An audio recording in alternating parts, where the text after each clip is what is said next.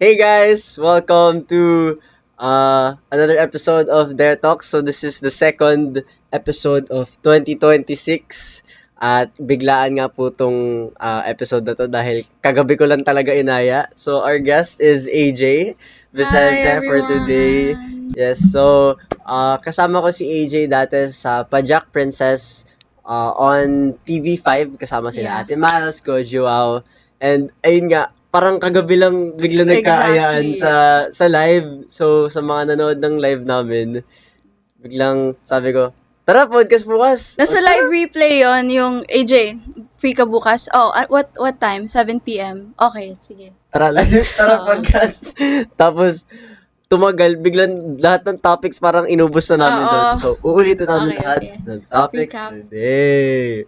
So, about ano lang naman siya, experiences, good or bad. So, kamusta ka Okay. naman, AJ, today? I'm doing good. Galing akong Shangri-La Plaza, so I'm 20 minutes away from itong studio na to.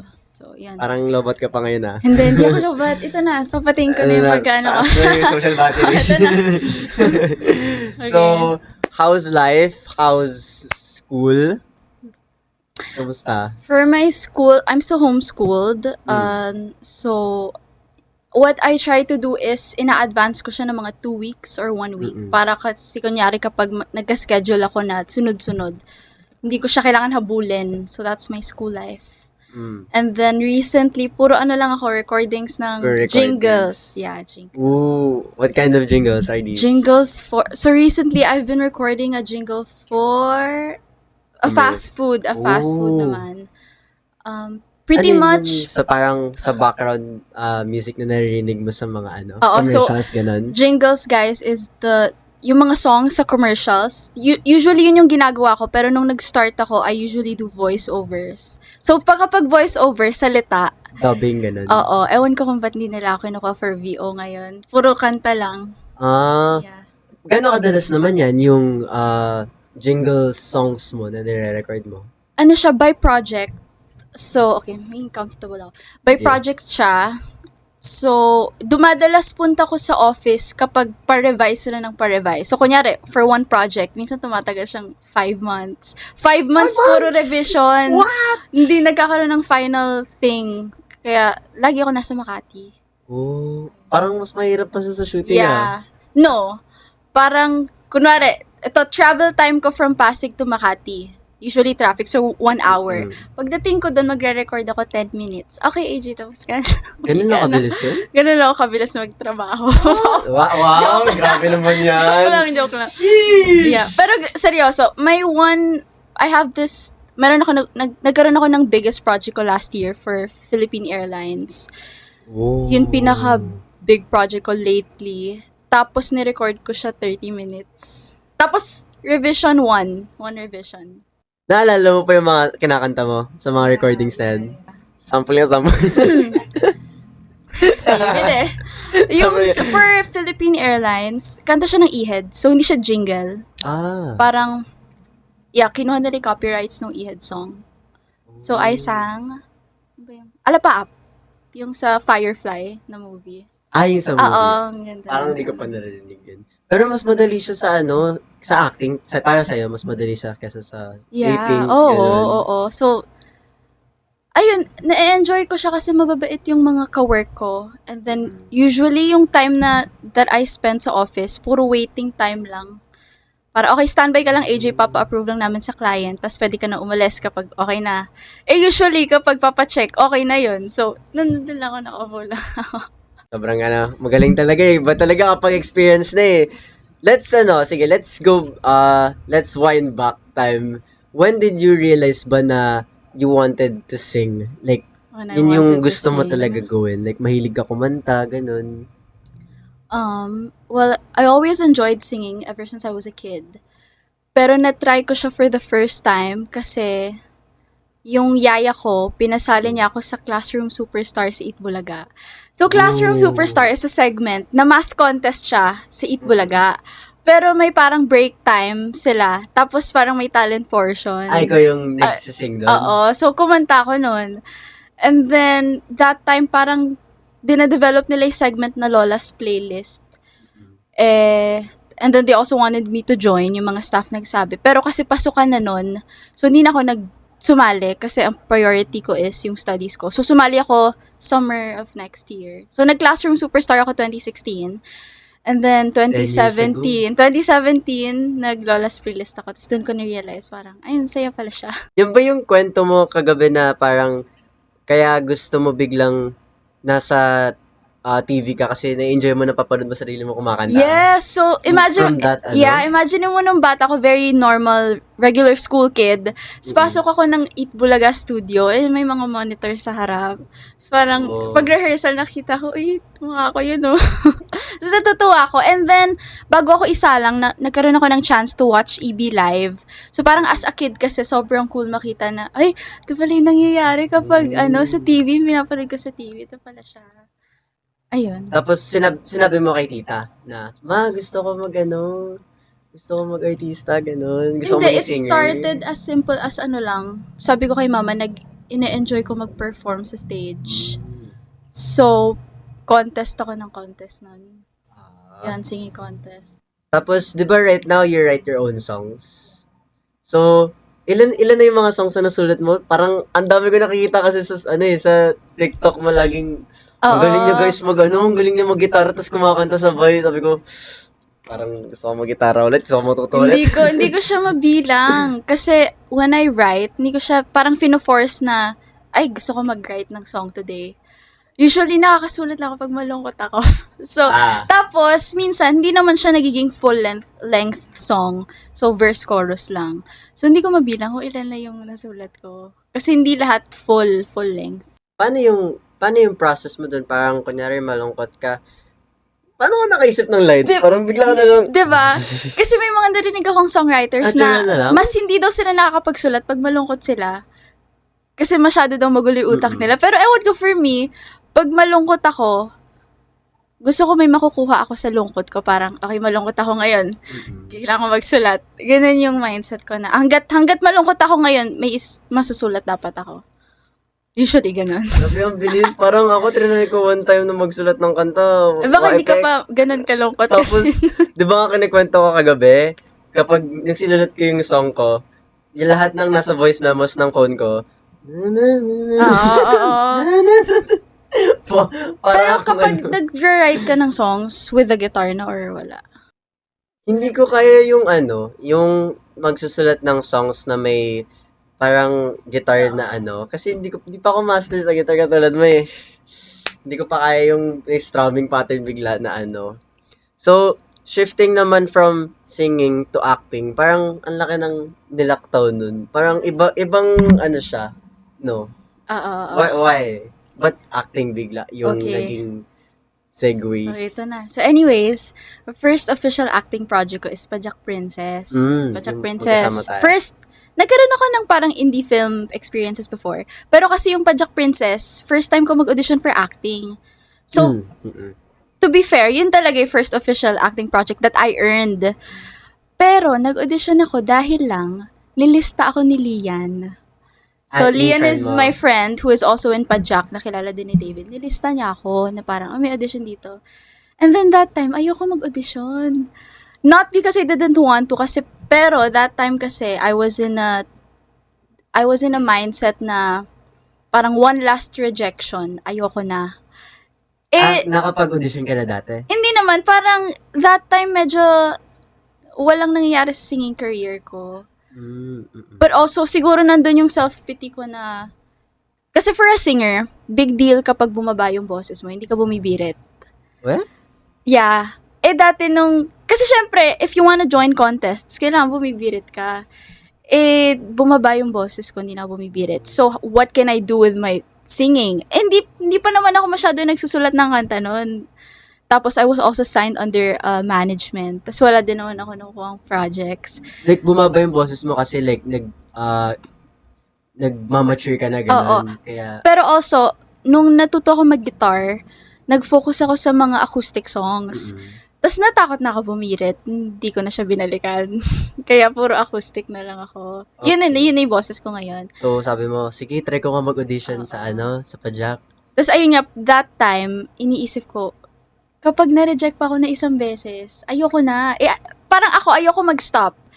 Pero, in my mind, kapag hindi ko nakuha to, baka it's God telling me na I already have everything He has in store for me. So, ayoko mag-audition nun. Kasi, ayoko ma-reject. Nakalista na. So, nakakahiya. So, wala choice. Nakakahiya kay Lian kasi siya yung naglista. So, pumunta ako. And then, ang ganda ng audition ko nun. Kaya parang, ang saya-saya ko din nun. Kasi, parang kahit pa paano, first time ko naman, pero natuwa yung director sa akin. Ano pinagawa sa'yo nila, direct? Yung lines ni Miles. Ni Ate Miles. Tapos, pinartner sa akin lahat ng nag-audition for Andoy and for Miko. So, ang tagal ko nag-audition kasi ako'y kabatuhan ng lahat ng guys. Tapos, after like a week, ito na, nalaman ko na may mga cast na for the younger roles. Alam ko kasi, sinabi ni Lian, kasi siya si Young Jillian. So, alam ko na wala na yung audition ko. So, parang tinanggap mo na wala na. Umiyak ako nun mga 1 hour. Oh. Umiyak ako nun. So, in-expect mo na hindi ka natanggap nun. Yeah. Tapos, nakakatawa kasi, hindi din naman pwedeng i-expect ko na matanggap agad ako kasi first acting audition ko ngayon. Pero parang lungkot-lungkot ko na, hindi ako natanggap. And then, after that, so natanggap ko na siya, mga 2 weeks, 1 week. After that, nagtawag sila, call back daw, inyo atin. Tapos ayoko na pumunta nun. Sabi ko, naiyak ko na nga umiyak na nga ako. Ulitin ko pa ulit. Isa pa. One more round. Tapos? Sabi ni mama, mo na, tapusin mo na lang. Wanda pa kami. Diba? At least, para hindi mo i-regret sa kaliman. Pero also kasi nga, parang I already got through it na, okay na ako. So, biglang tumawag sila na, baka po pwedeng. And then, alam ko kasi na that time for the callback, script reading na ng younger casts. Kasi nga, because of Lian din, na alam ko na that day, magbabasa na sila ng script. So, sabi ko, para saan pa? May Young Miles na nga. Ayun. Tapos biglang, andito na ako sa script reading. Tapos pagdating ko, kasi diba glass door siya. So yun yung standby area namin, glass door. Tapos yung kabilang room is yung audition room, pero may mga nakatakip na Manila paper. Pagbukas ng elevator, nakita ko si Ate Miles. Sabi ko, bakit may cast na dito? Bro, alam mo, buti ka pa ang like, yung process mo, parang siya, yung sa audition mo, going back nga, formal siya, diba? Like, marami ka nakabatuhan. Yeah. Alam bakit mo, sa'yo ba? Eto na, diba, sa live kagabi ko lang ko naman.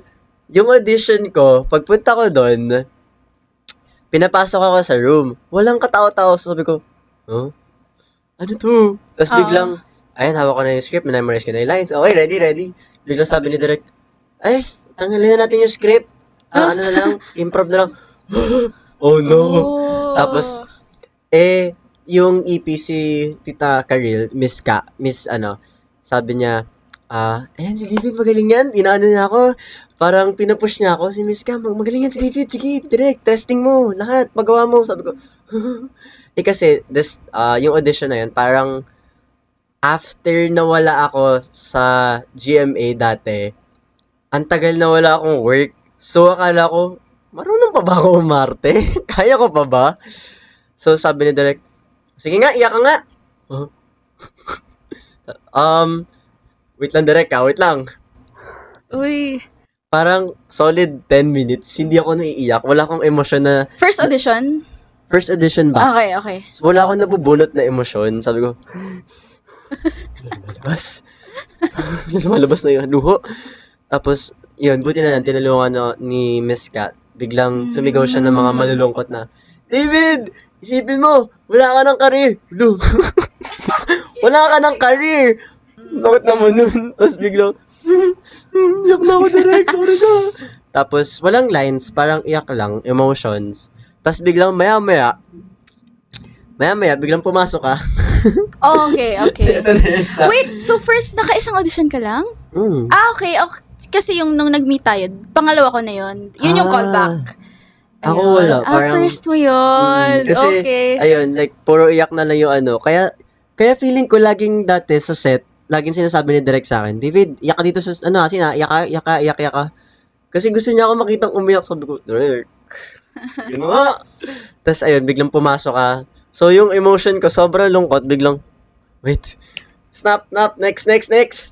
So, natatawa mom ko dito. Ito yung pinagawa sa amin. So, Talaga. pinatayo lang si AJ doon, sa gitna.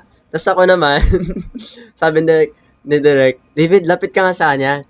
So, sobrang lapit ng mukha namin na parang magkikiss na kami. Tapos, yun lang time na parang hindi ata umaarte si AJ. Legit na nagulat, sabi niya, Sabi eh! Sabi mo! Nalaki mga mata niya kasi akala ni AJ, aarte siya, babato ko na lines. Bigla nagulat na lang siya, lumapit na lang ako. Hindi kasi ganito, dali ng utos ni Direk, David, magharap kayo. Tapos lapitan mo yung mukha niya. Ang dali ginawa ni David, lumapit talaga siya. Agad sa ako, gumanan ako. Pero gusto mo ng POV ko, like that whole day. Mm-mm. Yun nga, so pagbukas ng elevator, glass door siya, so nakita ko, oh my gosh, nandun na yung bida. Bakit nandito yung bida sa callback audition? Tapos kinakabahan ako noon. And then, una kong nakita dumating is yung mom mo. So, naisip ko, hala, si DJ Cara magiging part ng cast. Tapos nakita ko, kasunod ka naman. Tapos, so dun sa audition room, parang dalawa lang yung bata. Lahat mga, talaga, like, adults. Na. Mm-mm. Alam ko na kasing edad kita halos, like you're around my age. So, nung nakita kita, sabi ko, ito yung kailangan kong pantayan. Papantayan ko si David. Hindi kasi, sa akin na, nung grade 1 ako, hindi pa kumakanta, napapanood ko na si David. Tapos, nandito siya, callback, ano ko dito? Oh, Ba't no. ako nandito? Tapos, parang, may mga dumating lang ibang bata, pero dalawa lang. So, ikaw lang yung guy doon na around our age. Tapos yung kinakabahan ako, tapos nagsidatingan sila, Ate Jillian, sila Kuya Joao. Sabi ko, ba't ang dami artista? Hindi ko maalala yun. Yung callback ka Ayun, oo. Tapos? Nagsidatingan sila, Kuya Joao. Tapos iniisip ko, bakit yung mga artista dito? Tapos nakita ko yung ibang nag-audition, pinapauwi na. Okay po, tatawagan ka na lang po namin. Ayun. And then, ang tagal ng intay ko, diba? Nauna ka. Nandun lang ako, nakaupo lang ako, ang tagal-tagal. Tapos pinapasok na ako. Sabi, okay, ito na. Kita ko si David nandun sa harap ng camera. Tapos, tabihan mo po. Oh? Tumabi ka po doon kay David. Ang clueless niya doon. Tapos, kasi nga, in my mind, nandun pa rin ako sa na, ang role na ino-audition ko is kay Miles. So, madaling role ang flashback. And kung kailangan man akong i-partner, parang best friend chemistry lang. So, gulat talaga ako nun. At least, di ba? At least nagustuhan ni Derek. So, moving on. First day, taping. Kamusta naman? Parang naalala ko, medyo nahirapan ka sa first day mo sa taping, Oo. Kamusta naman ba yung first day mo? Ako nung first day ko, actually, parang kaiksana ko ata sila Ate Mal, sila Kuya Joao. Tapos, kasi puro matatanda sila. First day mo is sa barangay, di ba? Puro matatanda sila, ako naman, wala akong kaedad dito. Himik lang ako. Si Kuya Jameson kasi sobrang nonchalant. Oo. Hindi mo, like, nakakausap mo siya, pero hindi siya yung tipong madaldal. Pero pagkasama niya sila Kuya Joe, ang daldal niya, so like, kasi hindi kami magkaedad. Wala akong close dito. Ayos. Miel. Si Miel Ay, naman, si Miel lang. ibali kasi yung tents nga natin pala, eh. girls So, and boys. ayun, doon lang ako, laro-laro na lang. Pero kayo, yung iba din yung tent niyo, diba? Hindi, ayun nga. Tapos unfortunately, kasi ako, di ba, puro school scenes. Kapag school ang taping, yung tent, hindi siya divided ng boys and girls, di ba? Second floor or first floor. Hindi nila ako nilalagay sa standby area ni David. So, paano kami magkakasundo? Nagkikita kami sa harap na lang ng camera. Naalala ko may mga times na tatry kong umakyat para kausapin ka. Tapos nag-aanap pa ako mga kasama. Akyat tayo dun sa kwarto ni David. Tapos, akyat kami, silip na sa bintana, tutulog si David, babaya na lang. Tapos, tatry ko naman, babawalin ako, dyan ka lang po sa sa waiting area. Oh. Yeah, feeling ko, ako nun, out of place. Pero sa camera naman, kamusta naman? How was it? Ano nararamdaman mo nun? Nung, wow, nasa harap na ako ng camera, ito na yun. Like, ipa-broadcast na yung mukha ko sa buong mundo. Anong feel mo nun? Nung, Kailan, for acting ba? Excuse me. Ko alam feel ko nun Ang naalala ko lang kasi nung first day of taping, takot lang talaga nararamdaman ko. Takot lang. parang, Umiyak ka ata nun, di ba? I Or did. naiyak Pero ka ba minessage ko dun? na yun sa'yo. Oo nga. Pauwi. Mm. Wait, paano mo nalaman na umiyak ako? Hindi ko sinabi yun. Hindi ako umiyak noon. Hindi ba? May first day of taping. Pero pag uwi, oh my gosh. Sorry, tita. Anyways, umuyak ako. Alam mo, mas close pa kami ni tita kaysa sa'yo. Exactly. Mas close pa kami ng mom ni AJ kaysa sa kanya. So, yun. Parang kami yung mag-bestie sa, sa shoot. Kami nagkukwentuhan lagi. Yung disrespect na kunyari umaga, yan, call time. Babating ko si David, good morning David, good morning AJ, nasan si tita? Nandun sa sa kwarto. Yun ang Si tita na lang tatanungin niya, hinahanap yun ang ko. sasabihin niya. Hindi kasi, ako naman, parang nonchalant mo din kasi nun. So, hindi ko alam kung paano kita approach. So, like, hello? Hello? So, like, yung character ko, hello? Tapos pag si tita naman nakita, tita! Oo nga. Kasi madaldad si tita eh. Ay, nako.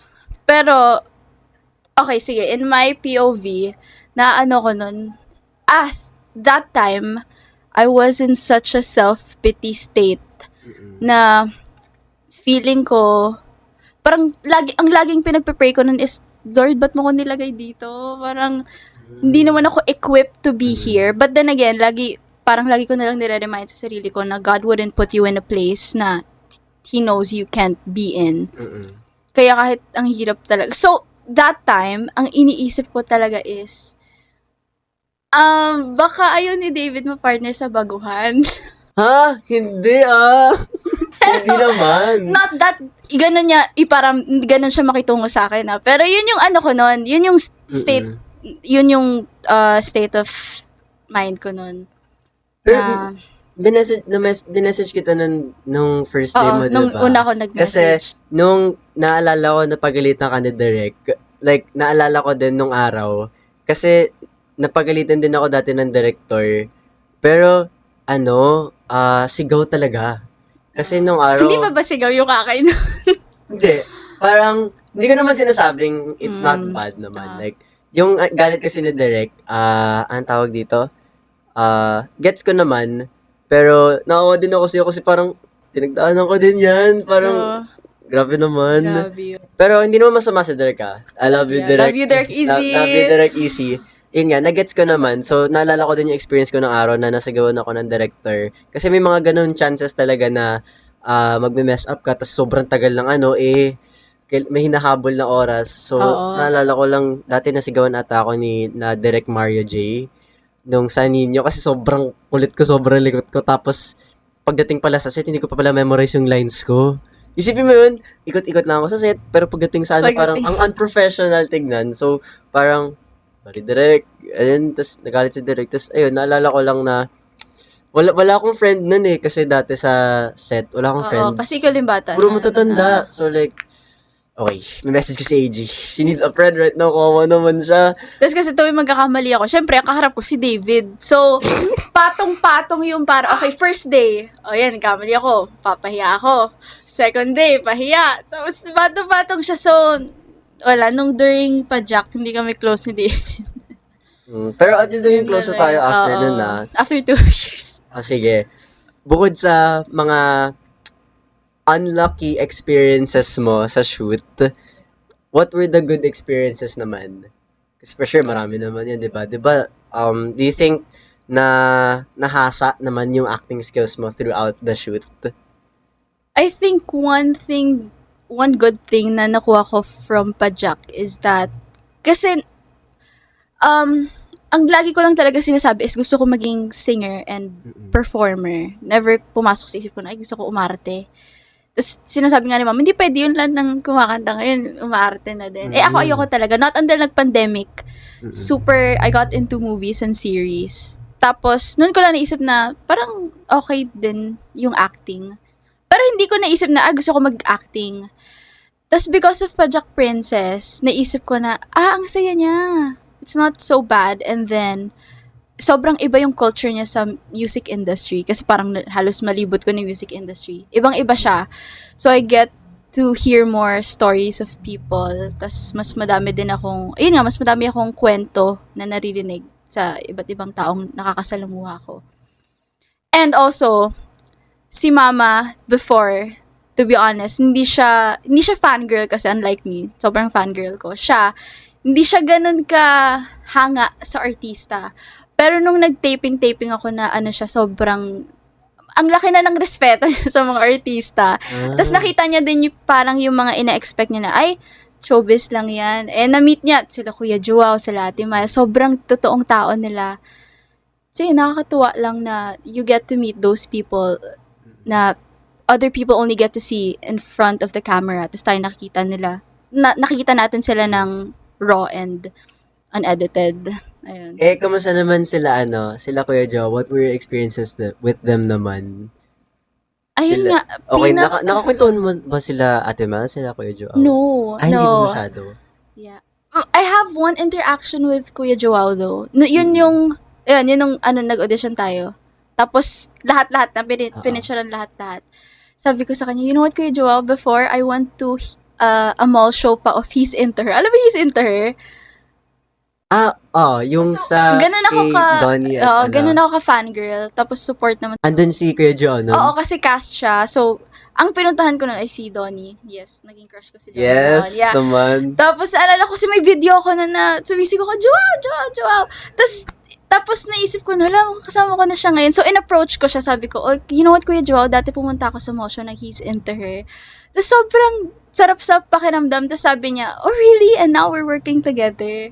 Oo nga eh. So, tuwa ko nun. Alam mo, super bait ni Kuya Joao. Like, Super. sa set, nakikita ko siya, like, interactive siya sa lahat ng tao. Like, sa mga bata sa labas. Like, talagang siya yung lumalapit sa kanila. And, ayun, sobrang humble niya. Pati sila Kuya Jameson din. Yeah.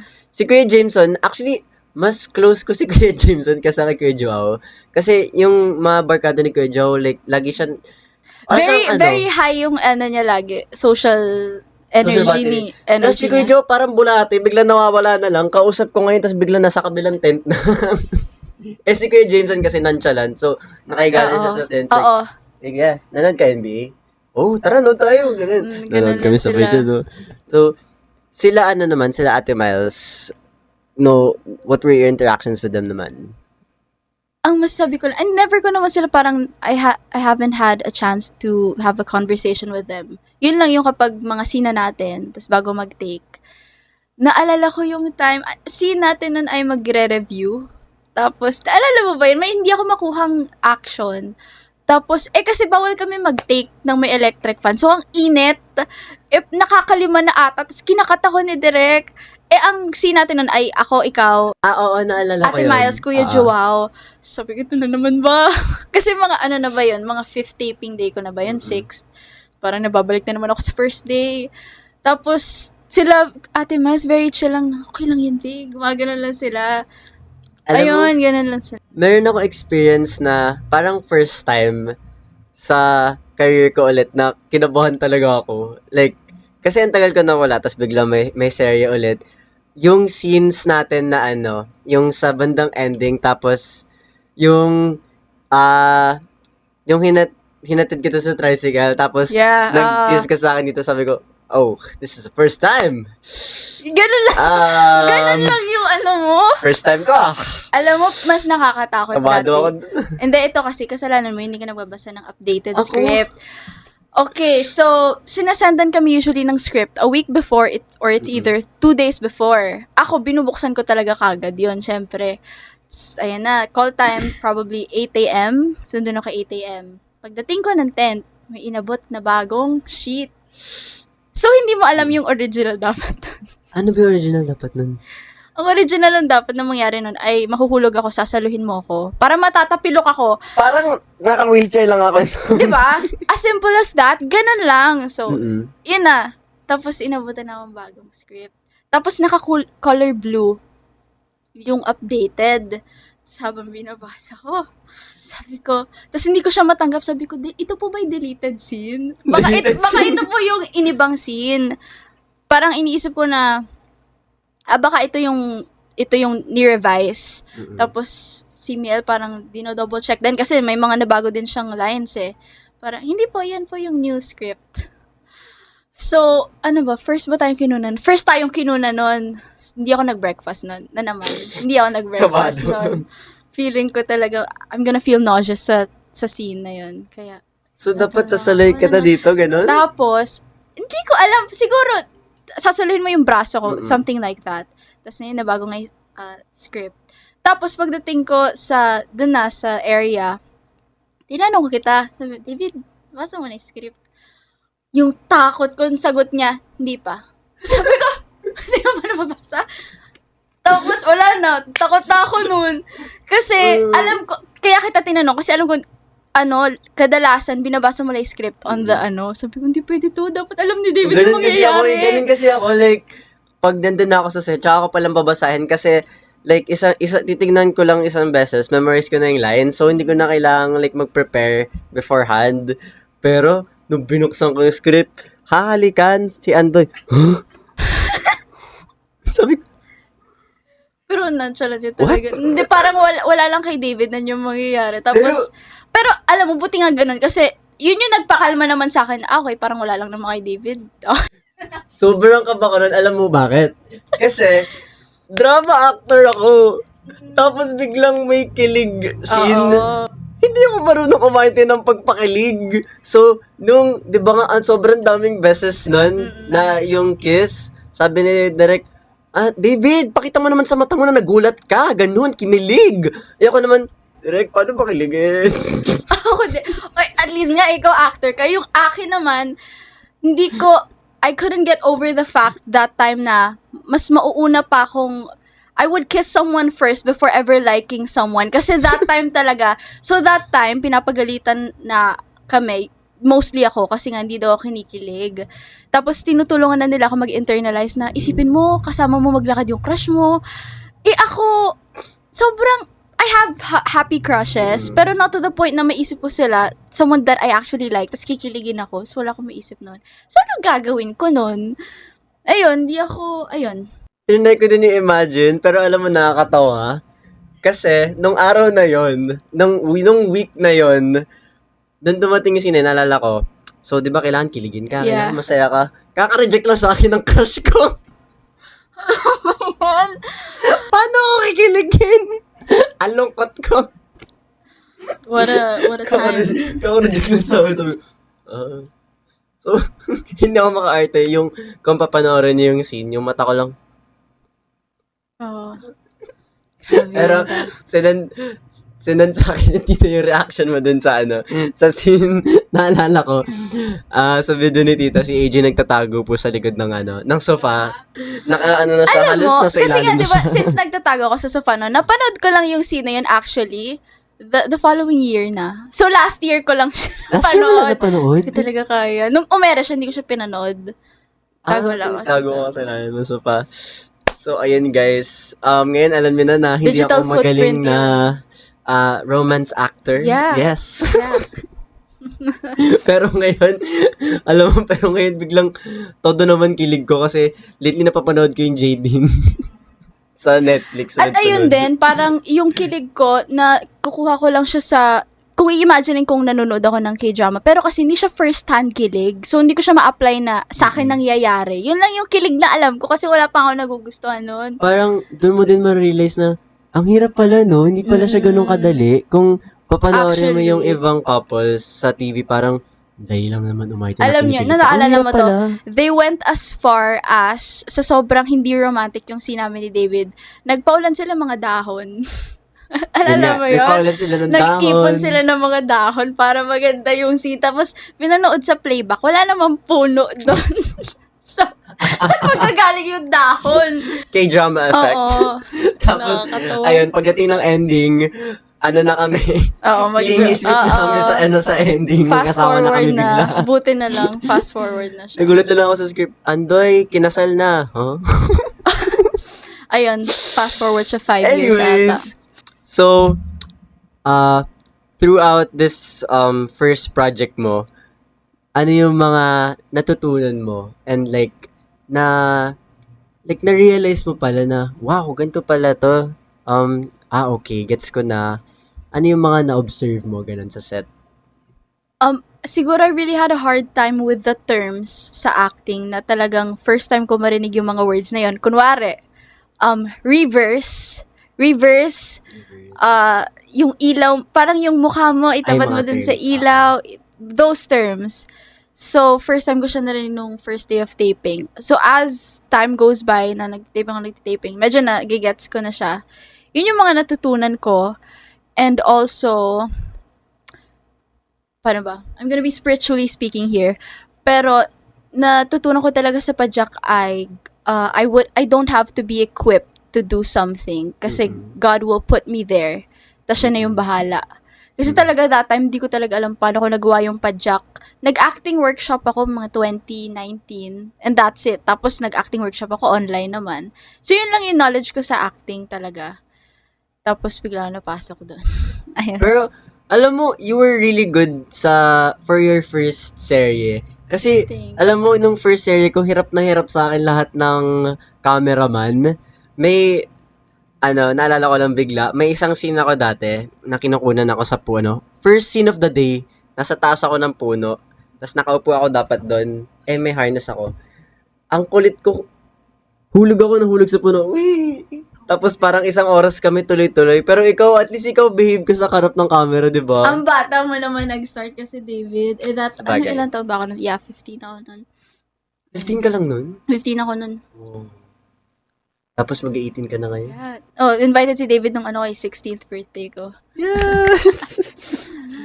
So, if I were to ask you, if you were to choose, kunyari, in the future, singing or acting? Kasi parang, di ko lang alam parang sa kwento mo, parang mas nag-enjoy ka sa pag-acting mo kaysa sa pagkanta. Ganun yung niya, that's how it sounds like pa. In-enjoy ko siya, as of now, in-enjoy ko siya both. Kaya nga parang, nakakatuwa kasi yung padyak, I got that experience na not totally voluntarily. Pero ngayon parang, na-excite na ako sa thought na, kailan kaya yung next acting project ko. But, if you were to ask me if I should only choose one, talaga, more on singing. I want to be a performer. Gusto kong mag-lean sa music industry.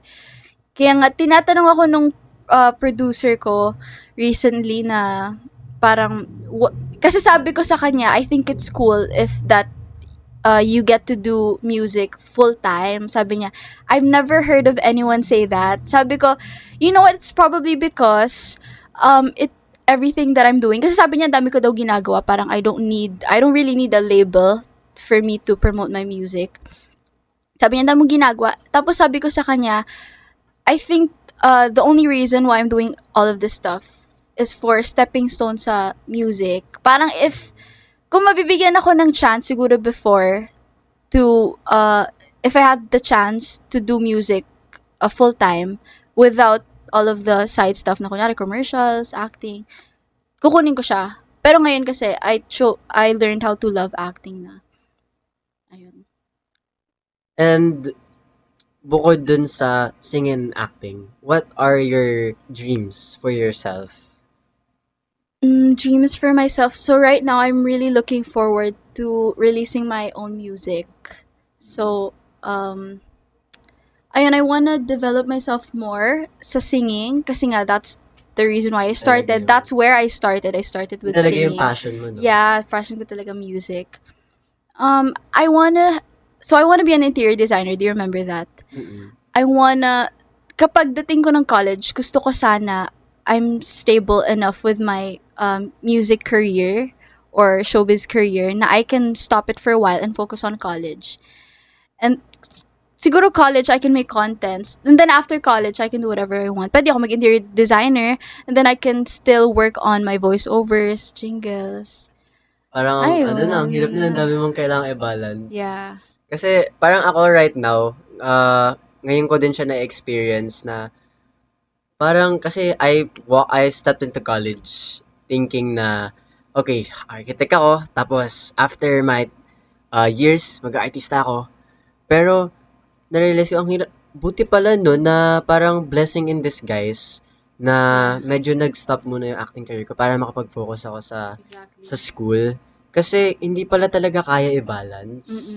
Kasi isipin mo, yung shoots, MWFs, mga ganon, hindi pa stable. Tapos biglang, yung school ko, bawal ka mag-absent. Parang twice lang. Kasi sa college, I don't know kung papasok mong college, you can only absent for like 2 to 6 times For the whole... for the whole term. Okay. Kundi bawal ka na repeat ka na ng Okay. isang year. So I think it was a blessing in disguise for me na medyo nag-stop muna ako para makapag-focus ako on other things. Pero parang kating-kati na ako ulit bumalik sa like, So, I wanna do what David is doing right now. So, nakafocus siya sa college niya. And for me, hopefully, before I go into college, mas stabilize ko na yung music career ko. So that, may mababalikan ako after college. Ayun. ako naman kasi kating-kati na ako. Mag-acting, Kating-kati na ako Actually, umiyak. ako din eh. Gusto ko na ulit gumawa ng series. Magka-work tayo ulit. Yeah. Aayusin ko na. Promise, Derek Yes. Easy. So, aabangan namin yung song mo. Ilang songs ba? Isang album ba yan? Single. Kasi Single. masyado matrabaho yung album. But yeah, I might release it next month, Feb. Ooh. Busy lang talaga yung producer right now. Pwede ko na ba? You know what? I'm gonna say it here. The title of my song is Clueless. Ayan. Clueless. Aabangan namin yan. Ipapromo ako una Yes. Ako una makikinig sa kanta mo. Wow. So, thank you very much, AJ, for guesting sa aking podcast. O, di ba? Ang haba ng Yeah. natin. Guys, Gano'n sabi kaya natin sa live, kahaba kagabi humaba yung live yun? dahil sa mga chikahan natin. Pero, thank you for making Thank time for you. the podcast. And abangan namin yung song mo. So, yeah, I hope you guys enjoyed watching this episode. And I hope you have learned a few lessons from us. And I'll see you guys in the next episode. Bye!